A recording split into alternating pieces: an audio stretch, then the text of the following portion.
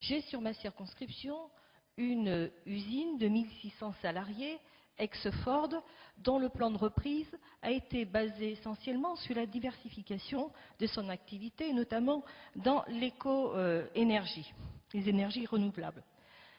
Le gouvernement a signé un accord de reprise sur la base de la fabrication, je vous le donne en mille, des grandes couronnes éoliennes.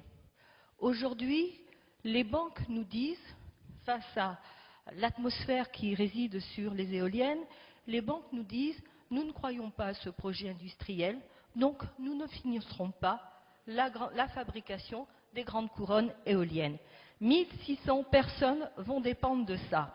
Nous avons pris également des mesures pour aller vers le développement de l'écoparc, notamment en Gironde et à Blanquefort, et nous sommes en pourparlers sur une usine de petites pales éoliennes, 30 mètres.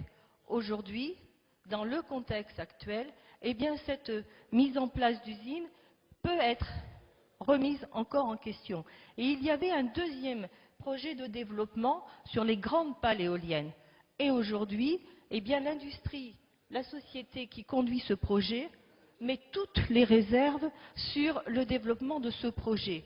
1600 salariés d'un côté, 300 annoncés avec les pales moyennes, je crois que là, il va y avoir de la casse. Et je vous demande alors, Monsieur le Ministre, si vous allez sur cette limitation, est-ce que vous avez évalué cette casse industrielle alors qu'on est dans une contradiction de dire ça peut être des nouveaux débouchés économiques et la réalité montre que les dossiers ne décollent pas à cause de cette problématique.